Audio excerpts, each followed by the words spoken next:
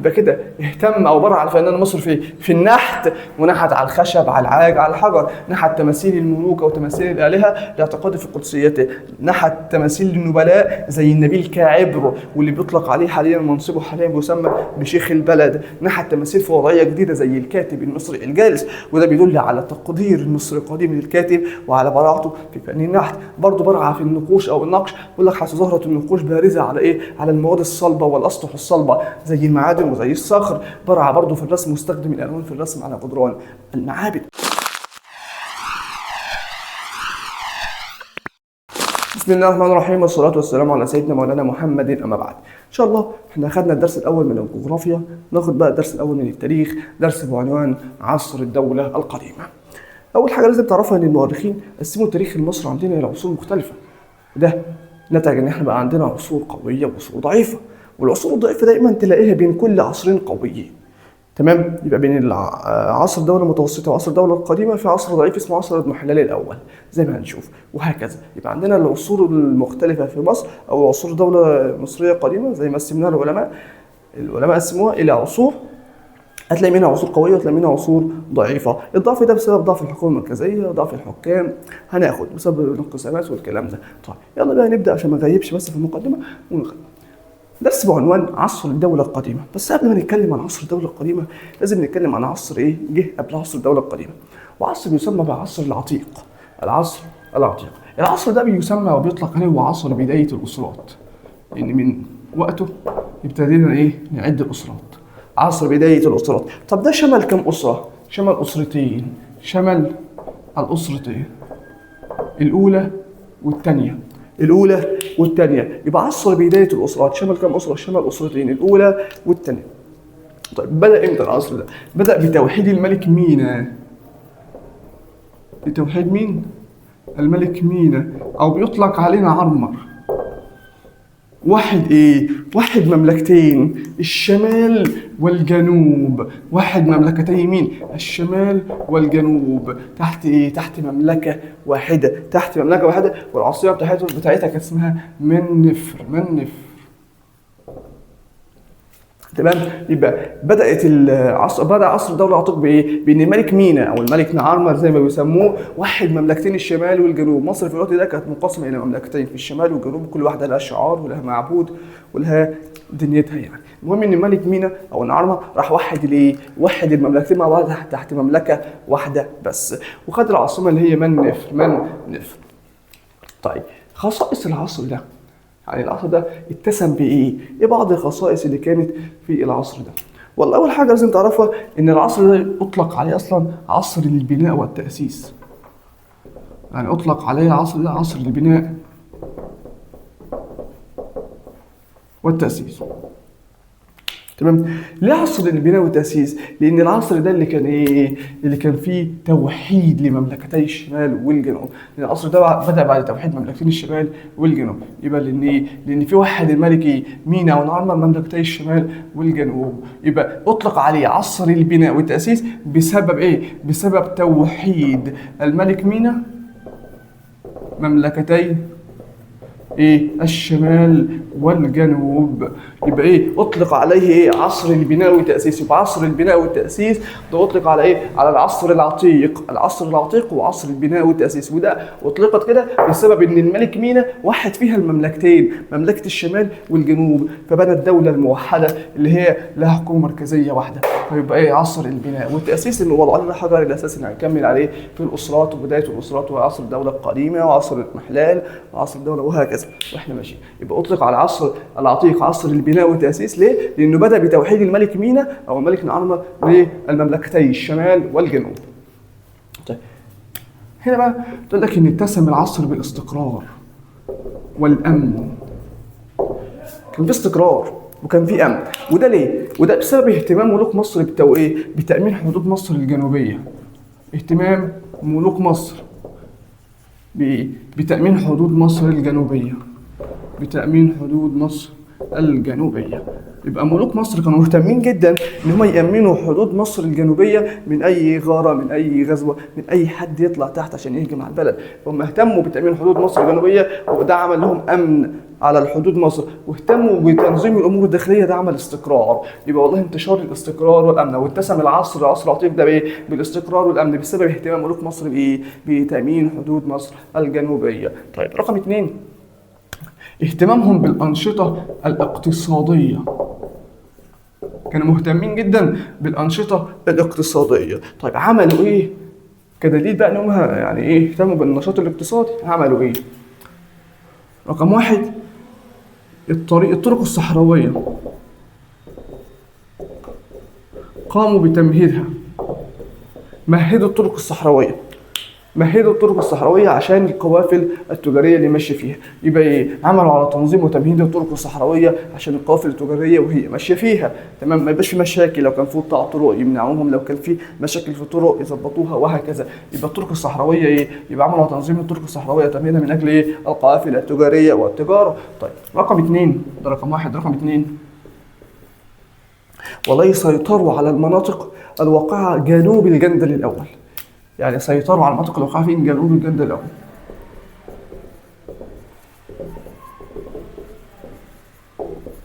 جنوب الجندل الأول. واستغلوا المناجم، استغلوا المناجم اللي هناك، استغلوا المناجم. يبقى وصل والله النفوذ لحد ايه؟ المنطقه الواقعه جنوب الجندل الاول، وسيطروا على المنطقه دي. طب المنطقه دي كان فيها مناجم، استغلوها، استغلوا المناجم اللي موجوده هناك. بس لا، رقم 3، هم استغلوا المحاجر اللي في سيناء. كان في محاجر في شبه جزيرة سيناء، راحوا برضو واستغلوها واستخدموها، ما سابوهاش برضو. يبقى الاهتمام بالأنشطة الاقتصادية عملوا 3 حاجات: اهتموا بالطرق الصحراوية من أجل القوافل التجارية. رقم 2، سيطروا على المنطقة الواقعة جنوب الجندل الأول واستغلوا المناجم اللي كانت هناك. رقم 3، استغلوا المحاجر بتاعة سيناء، المحاجر اللي كانت في سيناء. طيب ده كده اهتمام بالأنشطة الاقتصادية. طيب الجزء الأخير في الخصائص هو اهتمامهم أو تطور فن العمارة عندهم. فن العمارة، والله زمان حجرة الدفن كانت بيحفروا في الأرض، يدفنوا الميت، يردموا عليه، بس خلصت. هنا بقى لا، اتطور الموضوع شوية، يعني اتطور من حفرة في الأرض، اتطور من حفرة في الأرض لإيه؟ لحفرة في الأرض تعلوها مصطبة، لحفرة تعلوها مصطبة. المصطبة ده من الحجر الجيري، من الحجر الجيري. يبقى الأول كنا بنحفر ادفن الميت وردب بشوية تراب، لا هو هنا ايه؟ نفس الكلام، بس ايه؟ عمل عليه غرفة من الحجر الجيري شبه المصطبة كده، أو عمل مصطبة من الحجر الجيري تشبه غرفة. يبقى عندك الحجرة اللي في الأرض اللي هو بيدفن فيها، أو الحفرة اللي هو بيدفن فيها، وعمل مصطبة عليها، مصطبة كده من الحجر الجيري، من الحجر الجيري. يبقى كده خصائص العصر العتيق. رقم 1 والله إن هو يطلق عليه عصر بداية الأسرات، وده شمل أسرتين، الأسرة الأولى والأسرة الثانية. ده بدأ إيه؟ بدأ بتوحيد الملك مينا أو الملك نعرمر المملكتي الشمال والجنوب، وخد عاصمة واحدة لبلاد اليمن نفر. طيب ويطلق على هذا العصر عصر البناء والتأسيس لأنه بدأ بتوحيد الملك مينا للمملكتين، مملكة الشمال والجنوب. طيب اتسم العصر ده بالاستقرار والامن بسبب اهتمام ملوك هذا العصر بايه؟ بتامين حدود مصر الجنوبيه. رقم 2، اهتمامهم بالانشطه الاقتصاديه، وده ظهر في الطرق الصحراويه اللي عملوا على تنظيمها من اجل القوافل التجاريه، برضه بان على انهم استغلوا محاجر سيناء. رقم 3، هم سيطروا على المناطق الواقعه حتى جنوب الجندل الاول، تمام، واستغلوا المناجم اللي موجوده فيها. طيب رقم 5، تطور فن العمارة. والله العمارة عندهم تحولت، أو المقابر اللي كانوا يدفنوا فيها موتاهم، من حفرة في الأرض إلى حفرة تعلوها مصطبة معمولة من الحجر الجيري. ده كده كل اللي عندنا أو اللي تعرفه عن عصر العتيق، العصر العتيق. نيجي بقى لعصر الدولة القديمة اللي هو أصلا بعنوان الدرس أصلا، عصر الدولة القديمة. عصر الدولة القديمة ده يشمل 4 أسرات. يشمل كم أسرة؟ 4 أسرات، تمام؟ من الكام؟ هنا اتكلمنا عن 1 و2، ده يشمل من 3 لحد 6، 3 و4 و5 و6. يبقى ايه؟ يبقى يشمل 4 اسرات من الكام؟ من الثالثه حتى ال6. يبقى يشمل 4 اسرات، 3 و4 و5 و6. بيطلق عليه برضه عصر بنات الاهرام. عصر بنات الاهرامات. ليه يطلق عليه بهذا الاسم؟ والله لان ملوك الزمن ده او ملوك العصر ده كانوا بيبنوا مقابرهم على شكل اهرامات، سواء اهرامات مدرجه او اهرام الجامع زي خوفو. يبقى ايه؟ يبقى بسبب اهتمام ملوك هذا العصر ببناء ايه؟ مقابرهم على شكل اهرامات. يبقى لذلك اطلق عليه عصر ايه؟ عصر بنات الاهرامات. عصر بنات الاهرامات. يبقى العصر ايه اللي بيطلق عليه عصر بنات الاهرامات؟ عصر الدوله القديمه. طب ليه يطلق عليه بعصر بنات الاهرامات؟ والله هتقول لي ايه؟ بسبب اهتمام ملوك هذا العصر بايه؟ ببناء مقابرهم على شكل اهرامات. طيب خصائص العصر ده رقم 1 والله انتشار او الاستقرار. في استقرار في البلاد. البلاد اوضاعها كويسه، في استقرار في الامور الداخليه والامور الخارجيه، الحدود متامنه والدنيا جميله، في استقرار. مفيش اضطرابات سياسيه ولا ثورات ولا كلام من ده. طيب ايه تاني؟ والله تطور برضه فن العماره. فن العماره التطور بشكل كبير. فن العماره طيب زي ايه؟ المقابر. مش اتكلمنا ان المقابر تحولت في العصر العتيق من حفره الى حفره تعلوها مصطبه؟ هنا بقى احنا علينا شويه. يعني المقابر عملناها ايه؟ من حفرة تعلوها مصطبة، اتحولت من حفرة تعلوها مصطبة إلى إيه؟ إلى حفرة تعلوها مصاطب، مش مصطبة واحدة. فبقت إيه؟ مصاطب، عدة مصاطب. فبقت عاملة شبه الهرم المدرج. هرم المدرج، بقت هرم مدرج. يبقى اتحولت من حفرة تعلوها مصطبة واحدة لا إلى حفرة تعلوها إيه؟ عدة مصاطب، عدة مصاطب. واطلق عليه هرم المدرج. زي هرم مين؟ زي هرم زوسر. زي هرم زوسر.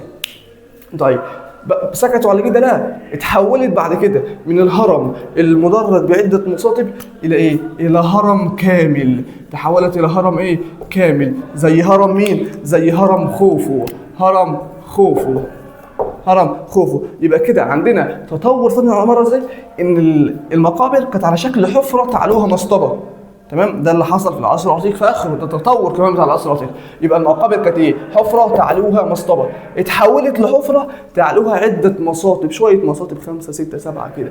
طيب زي هرم ايه؟ زي هرم المدرج او هرم مين؟ زوسر. طب سكتوا على كده؟ لا، طوروا شكل المقابر، بنوا هرم كامل. زي هرم مين؟ زي هرم خوفو. هرم خوفو. تمام؟ هرم خوفو. ولا برضه هم بنوا ايه؟ بنوا المعابد الجنائزيه والالهه. يبقى بنوا معابد الالهه والجنائزيه. تمام؟ يبقى بنوا المعابد الايه؟ الجنائزيه ومعابد الالهه. معابد ايه الجنائزيه دي؟ معابد الجنائزيه دي، الجنائزيه دي اللي بيقوموا فيها شعائر الموتى. يعني لما حد يموت، شعائر الموت بقى والدفن والكلام ده بتكون في المعابد الجنائزيه. طب معابد الالهه لا، ده بتكون فيها بقى ايه؟ اللي هو الطقوس الدينيه وتقديم القرابين. وتقديم القرابين. يبقى ايه؟ برضو اهتموا بانشاء معابد ايه؟ معابد الالهه، وده المعابد اللي بيتعبدوا فيها، يقدموا القرابين، يعملوا الطقوس الدينيه. معابد الالهه والمعابد الجنائزيه اللي بيعملوا فيها طقوس الموتى والدفن. طيب برضو اهتموا او برعوا ايه؟ او برع الفنان المصري. برع الفنان المصري ايه؟ في النحت. برع في النحت. طيب ونحت على ايه؟ والله نحت على المواد، الحاجات اللي كانت موجوده عنده. نحت على الخشب، نحت على العاج، ونحت على ايه؟ نحت على الحجر. الخشب وعارفينه، الحجر وعارفينه. العاج ده يعني حاجه ما بين الخشب ومن الحجر كده، حاجه ايه؟ متوسطه ما بينهم. طب نحت ايه؟ والله نحت التماثيل، تماثيل الالهه او نحت الالهه. يبقى عمل تماثيل او نحت تماثيل للالهه. طب ليه عمل تماثيل الالهه؟ والله لاعتقاده في قدسيه الالهه دي. هو المصري القديم كان بيعتقد ان الاله، او بيعتقد ان تماثيل الحكام يعني، تمام، تماثيل الحكام او اللي هم الملوك، تماثيل الملوك، لان هو كان بيعتقد ان هم يعتبروا اله. كان بيعتبر ان الملك او الفرعون ده اله. فبنوا ايه؟ بنوا هنا تماثيل للملوك او تماثيل للحكام. ليه؟ لاعتقاده في قدسيته. تمام. تماثيل الملوك ايه؟ عشان هو اعتقد ان الملك ايه؟ اله، لا اعتقاده في قدسيته. رقم 2 تماثيل النبلاء. النبلاء اللي هو الناس المرموقه في البلد، وزير، رئيس الوزراء، وزير، وهكذا، على ايه؟ على ايامنا بالمناصب دي. زمان بقى كان ايه؟ نحت ايه؟ نحت تماثيل للنبلاء زي مين؟ زي النبيل او احد النبلاء اسمه كعبر. كعبر، وده منصبه حاليا زي شيخ البلد. شيخ البلد. شيخ البلد. تمام. شيخ البلد. يبقى نحت تماثيل ايه؟ للنبلاء زي النبيل مين؟ اسمه كعبر. كعبر. كعبر، وده منصبه حاليا بيساوي شيخ البلد. بس كده لا، ده نحت تماثيل في وضعيه جديده. نحت تماثيل في وضعيه جديدة، في وضعيات جديدة. ايه هي الوضعيات الجديدة دي؟ والله الكاتب المصري الجالس، زي الكاتب المصري الجالس. نحت كده لكاتب مصري، شخص مصري جالس كده على مربع رجليه ومع الورق بتاعه اللي بيكتب عليه وهكذا. نحت تمثال لايه؟ لشخص جالس وبيكتب، اللي هو الكاتب المصري الجالس. يبقى نحتوا التماثيل في وضعيه جديده، ما كانوش بيرسموا او ما كانوش زمان بينحتوا التماثيل دي، لا نحتوها، عملوا تمثال اللي هو الكاتب المصري الجالس. نحتوا الكاتب المصري الجالس، وده بيدل على براعه الفنان المصري، كمان تقديره للكاتب المصري. يبقى ده يدل على حاجتين: براعه الفنان المصري في النحت يعني، وتقديرهم من للكاتب المصري. تمام، تقديرهم للكاتب المصري. طب برعوا في ايه تاني؟ برعوا في النقوش، في النقش يعني. ولا والله ظهرت النقوش ايه؟ ظهرت النقوش بارزة فين؟ على ايه؟ استخدموا ايه عشان ايه؟ ينقشوا عليه. استخدموا والله المعادن والصخر. المعادن وايه؟ والصخر. يبقى برعوا برضو في النقوش، وكانوا بيعملوا نقوش، وكانت ظهرت بارزه جدا على ايه؟ على الحاجات الصلبه زي الصخر وزي المعادن، زي الصخر وزي المعادن. برضو برعوا في فن الرسم، برعوا في الرسم. ولا والله ان هم ايه؟ استخدموا الالوان في الرسم على جدران المعابد. يبقى استخدموا ايه؟ استخدموا الالوان في الرسم على جدران المعابد، الرسم على جدران المعابد. يبقى كده اهتم او برع الفنان المصري في النحت، ونحت على الخشب، على العاج، على الحجر. نحت تماثيل الملوك او تماثيل الالهه لاعتقاده في قدسيته. نحت تماثيل النبلاء زي النبيل كعبر، واللي بيطلق عليه حاليا منصبه حاليا بيسمى بشيخ البلد. نحت تماثيل في وضعيه جديده زي الكاتب المصري الجالس، وده بيدل على تقدير المصري القديم للكاتب وعلى براعته في فن النحت. برضه برع في النقوش او النقش. بيقول لك حيث ظهرت النقوش بارزه على ايه؟ على المواد الصلبه والاسطح الصلبه زي المعادن وزي الصخر. برع برضه في الرسم، واستخدم الالوان في الرسم على جدران المعابد. المعابد. طب رقم 4 اهتم بايه؟ اهتم بالادب، وبرع في علم الادب او في فن الادب. برع في فن الادب، وده يعني زاد اهتمام اكتر بايه؟ بالادب الديني. ظهر بالادب، ظهر اهتمامهم الكبير بالادب الديني. حسوا ايه؟ عملوا حاجه او كتبوا حاجه اسمها نصوص الاهرام. نصوص الاهرام. تمام. يبقى ايه؟ يبقى اهتموا وبرعوا في الادب، ولا قالوا خاصه الايه؟ خاصه الادب الديني. الادب الديني. وكتبوا حاجه اسمها ايه؟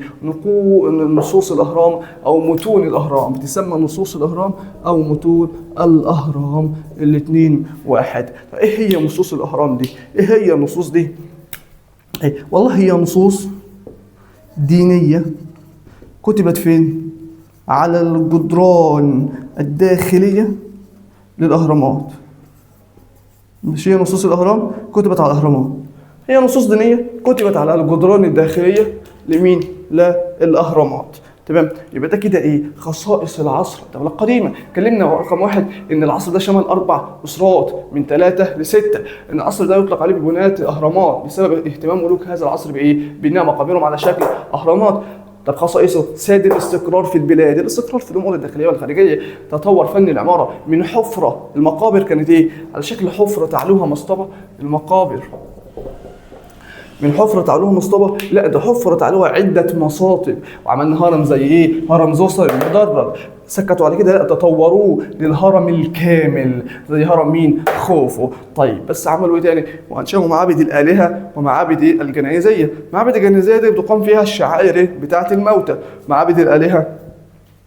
بيتم فيها تقديم القرابين والطقوس الدينيه. طيب برع الفنان المصري القديم في ايه؟ في النحت والنقش والرسم. في النحت والله نحت على خشب والعاج والحجر. نحت ايه؟ تماثيل الملوك. ليه؟ تماثيل الملوك ولا ليها الاعتقاد في قدسيتهم. رقم 2 تماثيل النبلاء زي النبيل مين؟ كعبر، وده يطلق على منصبه حاليا شيخ البلد. رقم 3 نحتوا تماثيل في وضعيه جديده زي الكاتب المصري الجالس، وده بيدل على تقدير المصري القديم للكاتب المصري الجالس وبراعة الفنان المصري القديم. نقشوا ايه؟ برعوا في علم في النقش برضه، والله ظهرت النقوش بارزه على الاسطح الصلبه زي المعادن وزي الصخر. والرسم برعوا فيه واستخدموا الالوان في الرسم على جدران المعابد. طيب الادب برعوا في فن الادب او في علم الادب وخاصه الادب الديني، وظهرت حاجه عندهم اسمها نصوص الاهرام او متون الاهرام، وده هي نصوص دينيه كتبت على الجدران الداخليه للاهرامات. طيب اتكلمنا عن عصر عتيق وعصر الدولة القديمة، فاضل الملوك العصر ده الملوك بتوعه، وفاضل حاجة تانية وهي عصر الاضمحلال. هنتكلم عن الملوك في الجزء الثاني. نتكلم بقى عن ايه؟ عن عصر الاضمحلال. عصر الاضمحلال الأول. طب ايه هو أصلا يعني معنى اضمحلال؟ معنى اضمحلال أو معنى ضعف، والله هي فترات في التاريخ المصري، سادت فيها ايه؟ حالات من الضعف بسبب ايه؟ بسبب ضعف الملوك بس لا، والسلطة المركزية. وحدث والله اضطرابات ايه؟ سياسية واقتصادية. يبقى لما اكلمك عن عصر الاضمحلال يعني ضعف. هي فترات في التاريخ المصري القديم حصل فيها ضعف بسبب ايه؟ ضعف الحكومة وضعف الحكام وكثرة الفتن والثورات وسادت ايه؟ ازمات اقتصادية وسياسية وهكذا. تمام؟ ده كده هو عصر الاضمحلال. طب عصر الاضمحلال الاول ده بدأ امتى؟ بدأ مع نهاية ده. يبقى عصر الاضمحلال الاول برضه شمل 4 أسرات. شمل كم أسرة؟ شمل 4 أسرات، 7 و8 و9 و10. يبقى من ال7 حتى كام؟ حتى ال10. ده انتهى مع ال6، بدأنا مع ال7 في عصر الاضمحلال الأول. عصر الاضمحلال الأول لأن في 2 تانيين. تمام؟ يبقى كده عندك بيبدأ من الإيه؟ من الأسرة ال7 حتى الأسرة ال10. من الأسرة ال7 حتى الأسرة ال10. طيب خصائص العصر ده والله يعني إيه؟ سادت في عصر إيه؟ سادت في العصر ده الفوضى والضعف. وايه تاني؟ والله وكان في جت غارات على مصر، جت غارات خارجيه على ايه؟ على مصر.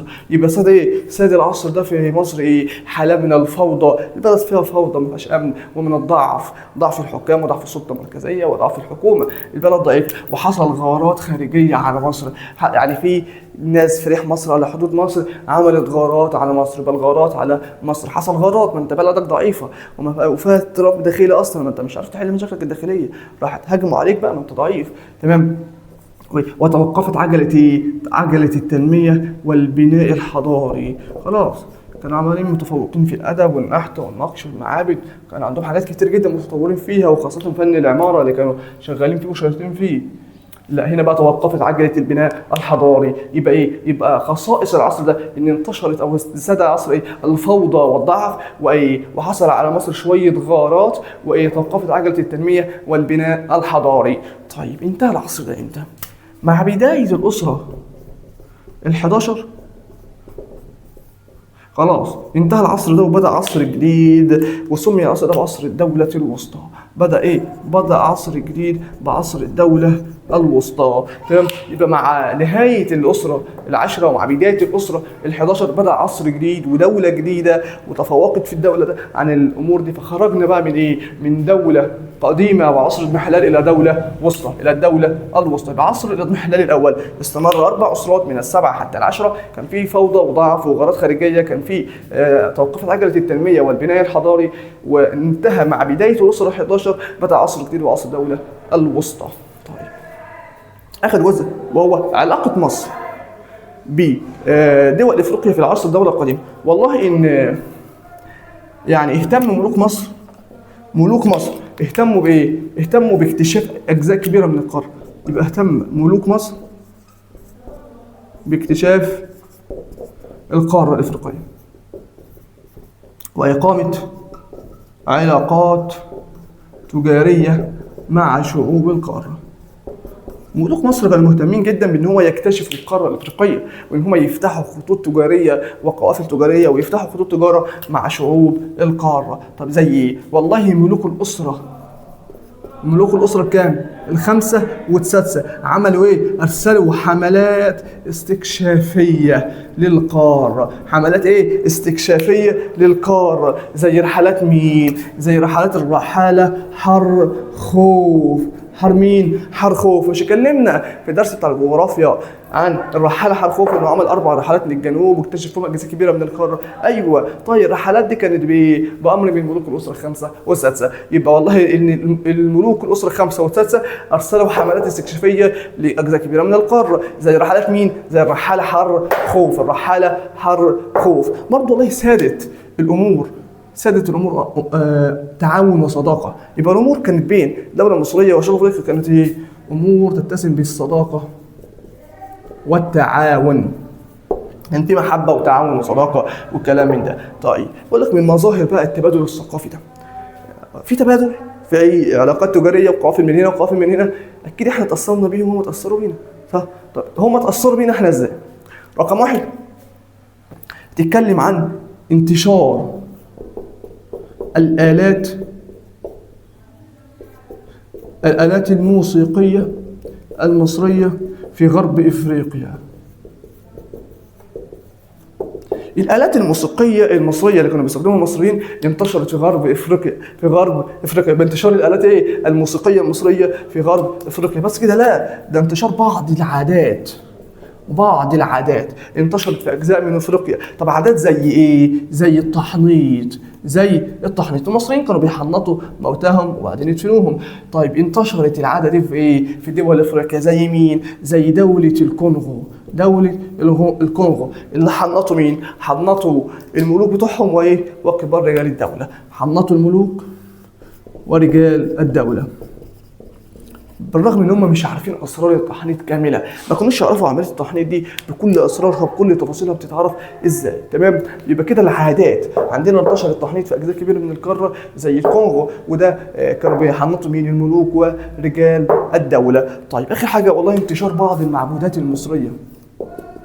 انتشار ايه؟ بعض المعبودات المصرية فين؟ في دول افريقيا برضه. يعني بعض المعبودات المصرية، المصريين كانوا عندهم معبودات كتير فانتشر منهم بعض المعبودات في دول افريقيا. زي دولة اوغندا. دولة مين؟ اوغندا. انتشر بقى معبود اسمه حورس اللي هو معبود الصقر، يعني اللي هو الصقر. يبقى انتشار بعض المعبودات المصرية. زي في دولة اوغندا انتشر ايه؟ معبود حورس اللي هو الصقر. يبقى من مظاهر التأثر الثقافي او التبادل الثقافي والله انتشرت الآلات الموسيقية المصرية في غرب القارة. انتشرت بعض العادات زي التحنيط في دول افريقيا زي الكونغو واللي حنطوا ملوكهم ورجال الدوله. انتشرت بعض المعبودات زي معبود الصقر اللي هو حورس في اوغندا. وبكده نكون خلصنا الجزء الاول من الدرس عصر الدوله القديمه. اتكلمنا فيها عن العصر العتيق، اتكلمنا فيها عن عصر الدوله القديمه، اتكلمنا عن عصر الاضمحلال الاول ومظاهر التبادل الثقافي.